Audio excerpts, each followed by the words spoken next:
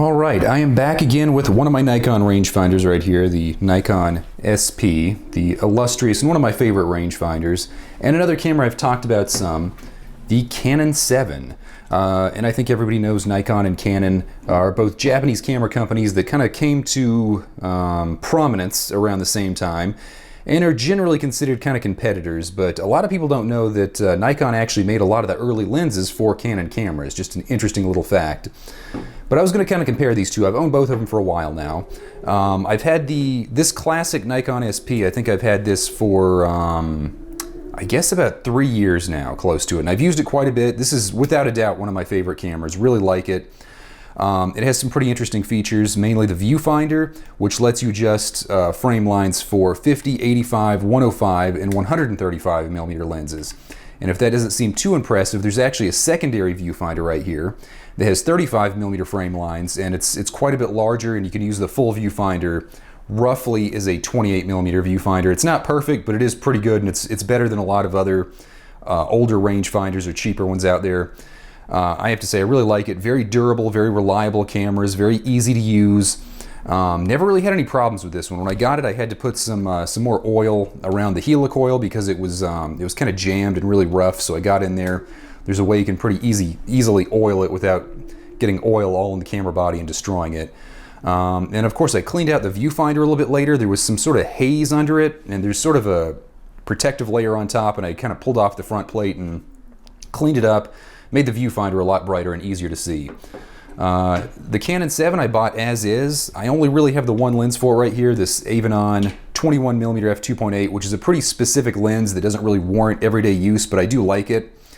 I gotta say, it is a pretty good camera. It does not have any sort of shoe mount, so I had to buy this weird little L mount to actually hold the super wide angle viewfinder for the Avanon, which is kind of frustrating. I did not realize that when I bought it at the time, and that little L-mount bracket thing was not super cheap, so I probably would have actually gone with something like a Canon P or maybe a Canon 7S if I'd known that. The Canon 7S is very similar to this, but it has, there's sort of a ring on the front where the rangefinder window is. You have it right here on this model, but it's in a little ring, almost more like a Leica over here.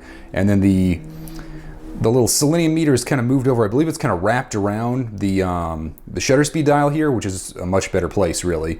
And then you have a shoe mount right here in the middle. I think that is a cold shoe, not a hot shoe, but it does have PC ports where you can wire flash in. And of course, the Nikon is the same. It doesn't technically have a hot shoe. It uses a PC mount over here. Pretty common for cameras of this era. The Nikon was produced in the late 50s and produced intermittently into kind of the mid 60s. They stopped for a while. The Canon 7 came along a little bit later. I think it was produced in the pretty late in the 60s and was actually made into the mid 70s if I remember correctly. I could be wrong there. And I know the one that was made much later obviously would have been a 7S. I think there's three 7 model cameras, but I don't know the names of all of them. They're a pretty interesting family, and a lot of people don't know, but Canon actually made more cameras specifically in this Canon 7 family than Nikon made rangefinders in totality. I don't know the exact number on the Canon 7, but I want to say it's at least 1 million cameras across the standard 7, the 7S, and then the other one, which I think is a 7X or maybe a 7P or something like that, which is pretty impressive because that's a lot of cameras, especially when you consider that's just one family that only had a couple of models. So my intent here is to kind of compare these cameras. A lot of people debate about which is the best, Canon or Nikon. I'm not really going to get into that. I think they're both pretty comparable. I will say that there are clear advantages and disadvantages between the two different cameras. The biggest and foremost, in my mind, and I think in most people's, is the actual lens mount. So the Canon has what's often referred to as a screw mount. That's pretty broad and vague since there's a lot of screw mounts, but you screw in a lens. It's about 39 millimeters if I remember correctly. There are 42 millimeter ones you have to look out because they won't fit on here. Sometimes it's called LTM mount because this is what Leica originally developed and used in the early days. And the good thing about this lens mount is there are tons of lenses in this mount. You have a lot of the early Leica lenses from their early cameras. You have, of course, all the stuff Canon made. Nikon made quite a few lenses in that mount. You can find them around. There's not a massive variety of them, but they're definitely out there, and there is some variety. They're not super cheap, but you can find them. You had a lot of other Japanese companies that made lenses in this mount. There's really obscure companies like Sun, Kimura. They made a few lenses in this mount. Like Rokinon made lenses in this mount, and probably 100 other companies, because there were also European companies that made lenses in the similar mount. I don't know the names of many of them off the top of my head, so I'm not going to sit here and try to name them, but there definitely are at least a few European companies that did make some sort of screw mount lens.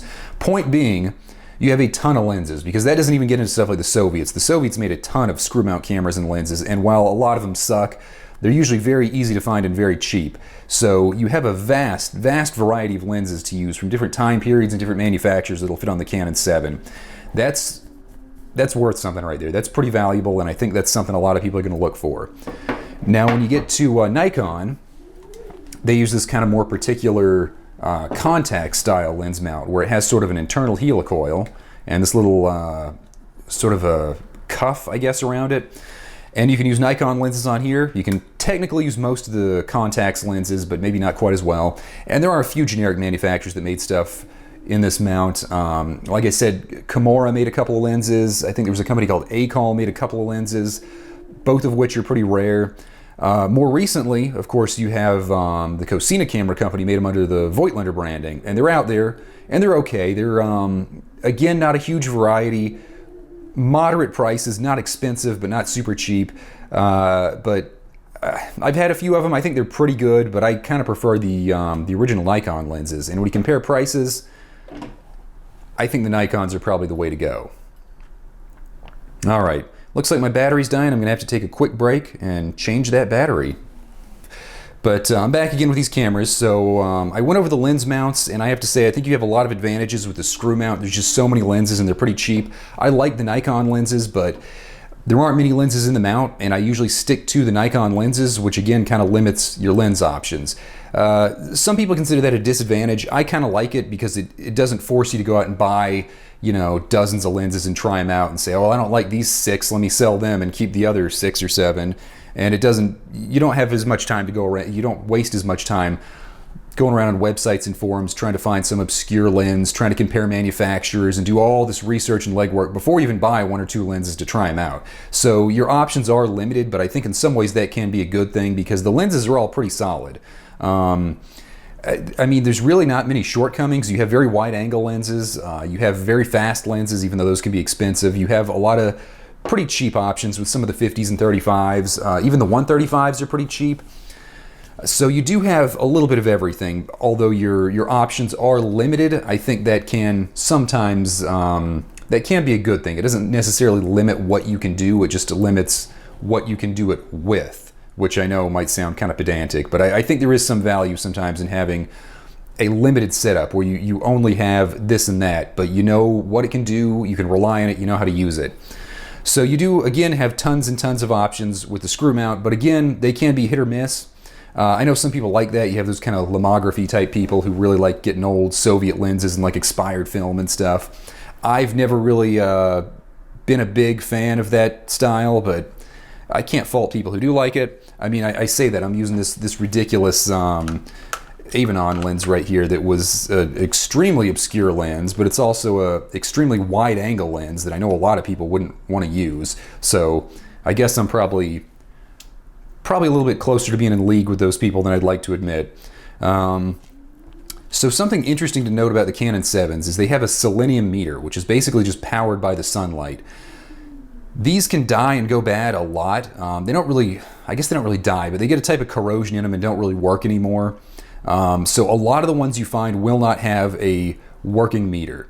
I can't really give statistics on it, but I can say you're probably more likely to find one that has a non-functional meter than to find one that has a functional meter. And even when you do find a functional meter, it's probably not going to be 100% accurate. And I say that no light meter is 100% accurate, but I feel like a lot of the more modern digital meters are still going to be more accurate than the built-in selenium meters, especially when you consider these things are usually around like 40 years old. They're kind of getting up there in the years, and you have to figure at some point there's going to be issues with them. I didn't really do a viewfinder comparison. That's one thing that really interests me. So like I said, with the Nikon, you have 2 viewfinders. One for more standard lenses and one for kind of like wider angle lenses. I like the way the frame lines project. They kind of stack on top of each other. So there's a 50 frame line, and when you want to zoom in and use like 85, you have the 50 on the outside and the 85 on the inside, and so on all the way down. And it creates kind of a sort of an interesting visual tunnel. It almost looks like that targeting computer from Star Wars when he's flying through the Death Star trench. I don't know why I make that comparison, but it strikes a chord with me for some reason. And I have to say, I really like the look of that. It really forces you to focus in, especially with the more telephoto longer lenses, which are often something that are not easy to use on rangefinders. And I think it's a little bit easier to use it on the SP than it is on a lot of other rangefinders, because it does focus you in, so to speak. Some people hate that, but I love it. My big complaint would be the separation of the viewfinders. I really wish they had combined them in some ways. It seems like it should have been technically possible because Canon did it and Leica did it. Granted, they did it a little bit later down the road, I guess, but still, it would be nice if they'd figured something out there. With the Canon, it has pretty much single frame lines. You have 35 for kind of wide angle, which is quite nice. 50, it's a little hard to turn this knob. That's one thing I don't like. Then you have 85, 100 together, which is the one I don't really care for, and 135. My big problem with the 85, 100 together is the two frame lines are stacked together on top of each other. And there's, let me look through the viewfinder. It says 100 on top and 85 on the bottom. And I think if you were shooting with one lens or the other and you were just in the heat of the moment, it would be easy to forget or get confused and possibly frame incorrectly based on this. I know Leica does something very similar, but I think when Leica does it, they space their lenses out a lot further apart from each other. Like you'll see something like a 35 and a 90, and then maybe like a 50 and a 135 or something. I think a lot of the 50 standalone, I can't remember, but they spread it out far enough it would be kind of hard to get confused, whereas with the Canon they're kind of crammed together, and it doesn't seem very appealing or effective to me. I don't know why they did that. That's my one big qualm with the frame lines. Aside from that, the quality, like I said, I really like the quality of the SP. You've got a nice bright set of frame lines. The viewfinder's pretty bright. You have a pretty high fidelity rangefinder patch that I always find easy to see. I know some people complain and say the Nikons have kind of weak rangefinder patches, and it does seem to happen, but it seems to be kind of specific to certain cameras, and it from my experience isn't universal, so I can't comment too much on it. So with the Canon, I like the overall viewfinder. Again, I like the 35 frame lines being in frame. It has a pretty bright rangefinder patch, but I think the Nikon SP especially is a little bit brighter and easier to see. I will say the frame lines are kind of dim. I don't know what it is, but they're just they're not super bright. They do a courtesy, like I said before, and they have a number that shows the frame lines at the top or bottom. And I know Leica does the same thing. I think the Voigtlander rangefinders from the 90s that were made by Cosina do the same thing. That's kind of nice, and you don't get that on the SP, which is a bit of a disappointment. But at the same time, I think you kind of know what you're shooting, so are they really that necessary? Another interesting little technical thing is I guess I could show the backs. So you have this sort of like turn key here and a little tab you pull down to open up the Canon. And I have the shutters open right now, but it actually has titanium shutter curtains. I don't think that really shows up, but those are pretty durable. A lot of people like them. I don't think there's any real huge advantage to them. I guess technically titanium shutter curtains are a little bit less likely to be destroyed if like light comes to the camera lens and like burns the actual shutter. I mean, you can't burn the titanium where you theoretically can burn the fabric shutters. This is one of those things I've heard about it happening. I've seen damaged camera shutters that could have been damaged by that process, but I'm a little skeptical. It seems, I mean, it doesn't seem impossible, but it just seems kind of unlikely that you'd have a camera that's sitting there with you know, a lens that's presumably wide open, sitting in the sun for long enough for it to actually burn the shutter. It seems like the possibilities of that happening are kind of remote. The Nikon has sort of a pop-off film back, more of a unique thing. That's something you see on the Nikons and some other Japanese rangefinders, but even Leica went with the little pop-off bottom, but it was very different. I'm fine with either one. I think a lot of people would kind of prefer the Canon 7 back. It's a little bit more difficult to use. It's a little bit slower, I guess, but I mean, you can't really drop the back where you can drop it with the Nikons, and I've heard of people doing that. You also have the lock, so as soon as you hit that back, it is technically kind of locked, so that can give you a little bit more safety there with your film. Of course, it is probably, I guess it's probably not a lot slower to reload than the Nikon, but that is a little bit more modern, and that's a feature I think a lot of people would like. So beyond that, there's not really, well, there's a dog barking out there. So beyond that, there's not a whole lot I can really say about these. I guess my final comparison would be which one is the one to buy, because there is a pretty big price discrepancy. Nikon SPs nowadays cost around, from what I've seen, you're going to pay at least $800 for a Nikon SP, probably more. Especially if it has a lens, you're probably going to pay $1,000 or more. A Canon 7 with no lens is probably not going to cost you $200. Now that's probably a standard model. If you go with the 7S, it could cost double that. If it comes with a lens, it's going to cost a little more. If it's one of those 50 millimeter, I think there's like a 0.95 that's really sought after, that could cost you close to $1,000. So it kind of depends on what you buy, and again, a lot of that just depends on what you want and how you're going to use it. The Canon rangefinders generally are a lot cheaper, but I will say one of the reasons I went with the 7 is it's a much later camera. I don't particularly like the look of the 7. I don't like the face of it with all this big bar here. There's something about the film advance lever. It's a solid piece of metal. I kind of like the build, but it looks weird. It just doesn't seem to fit on the camera. I don't think it's a very pretty looking camera in my opinion. I really like the look of the SP. I think it's just a gorgeous camera. There's not many made like that. But at the same day, I know that's a pretty pedantic thing that most people aren't really going to be overly concerned with. I didn't pay a lot of money for this camera. I did have to pay extra for the stupid bracket thing, which kind of frustrated me. Again, if I'd done more research, I guess I could have avoided that on some level. But Canon 7s are generally a lot cheaper than the vast majority Nikon rangefinders you're going to find. But if you go back and look at some of the earlier Canons, like Canon 1s and 2s and 3s, those are all pretty old cameras. 4s and 5s and 6s are a little bit newer, but even there are some budget models that are known to be kind of lower quality. And one of the big complaints I've heard, not really from users, but from people who repair the cameras, is that a lot of the cameras you find in the Canon rangefinder lineup are not built to the highest standards.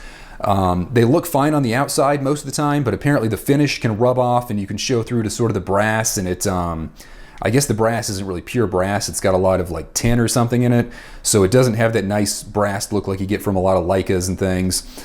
And another problem is the interior components are often kind of a, I guess, an inferior quality is a polite way to put it, and that once they start to wear out, like the clutch and stuff for the film advance and for the springs, it's very hard to fix them. In fact, you can't really fix them, you have to replace them. So if you send these cameras in for maintenance, they're probably going to have to replace a few parts, and it's going to be a pretty expensive overhaul. You're probably talking $400 or $500. And for a Leica owner, that might not seem like a big deal, but for somebody who has like a Canon 5 or 6 you paid like $125 for, that's going to be pretty shocking to have a bill that costs almost 3 times as much as your camera. So that is something to consider. I think the Nikons are a little bit easier to repair, and from what I've seen, I also think they just hold up a little bit better. I've pulled a lot of these out of the box, and the shutters have worked just fine. I've had a couple that had kind of shutter clapping issues, but I guess I own 6 of them now, and I think out of those only maybe 1 for sure had the shutter clapping, and there was another one I thought might have had minor shutter clapping. Of course, the S, when I got it, the shutter was damaged, but that is a pretty old camera, and I got it very, very cheap, so that it's kind of a draw in my mind.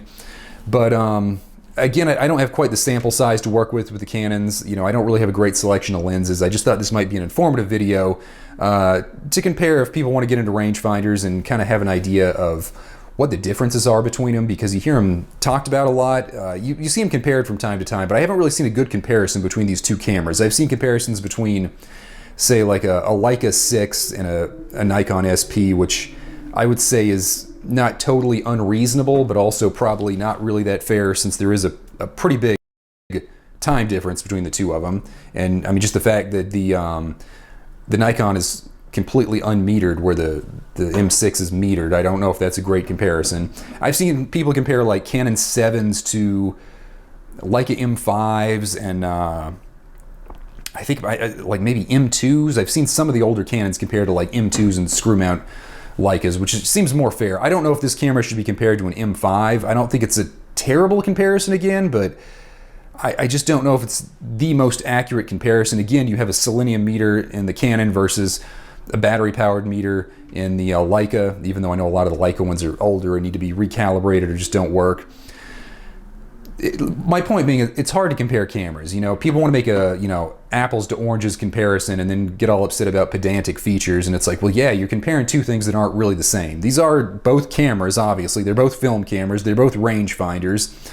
But at the end of the day, a lot of that stuff is, it's just words. You know, a lot of it comes down to how reliable are they? How usable are they? How fun are they to use? How good do the lenses look? And in my opinion, I think the Nikons went out. And again, that's my opinion. I know a lot of people would disagree with me. I really have a soft spot for the Nikons. There are flaws, you know, sometimes the viewfinders aren't the best. You have a kind of limited lens lineup. But even that I kind of find to be an advantage because, you know, if I'm going to get a 50mm lens, it's like, what do you get? Yeah, 50 f2, 51.4, maybe if you got some money, the 51.1. That's pretty much the only options you have. You look at a Canon, you want a 50mm lens, it's like, well, you get a Nikon 50mm f2 and screw mount. You can get several of the old collapsible Leica Sumars and Sumitars, Summicrons, whatever. There's several collapsible 50mm screw mount lenses. There's a couple of faster rigid 50s that are like f1.5s. You can get all the Canon lenses. I mean, Canon made a 50 f2, a 1.8. I think they made a 1.4, and they made the 0.95. They made a 1.2 somewhere in there as well. I mean, that's just for Canon specifically. And then, of course, you have more modern Voigtlander lenses and stuff that fit on there. They're generally pretty comparable to the stuff you can put on a Nikon. So where do you go from there? You know, that's you're getting into a whole can of worms just talking about a 50mm lens on this camera, which some people like, but I'm to the point where I don't really, I don't find that those type of arguments and debates and comparisons, I don't find them all that appealing anymore. Sometimes I just want to shoot photos. I don't want to go out and do a ton of research and buy a whole bunch of stuff and compare it and then pick the cream of the crop and try to sell off the things I didn't really want and you know, pretend like somehow I'm learning something or affecting my photography. At the end of the day, I just really want to take photos. That's the biggest thing I want to do, even though this channel seems to be almost exclusively about camera collecting. But I do take a lot of photos. I work on projects. I do a lot of editing. I shoot a lot of digital. And at the end of the day, you just have to kind of decide what's good enough for you. For me, it's the Nikon, but I think for a lot of people, especially if you're on a budget or if you're just somebody who wants a ton of lenses to work with, the Canon might be the one for you. Again, lots of things to take into consideration. I've gone over a lot of them in this video. I'm sure I forgot a lot I'll think of as soon as I publish this video, and I'm sure somebody will point them out in the comments, so feel free to do that. But that's just kind of my comparison of the Canon 7 and the Nikon SP. Again, probably not the most accurate one-to-one comparison, but just something I thought somebody might find interesting or helpful. So thanks for watching. Tune in next time.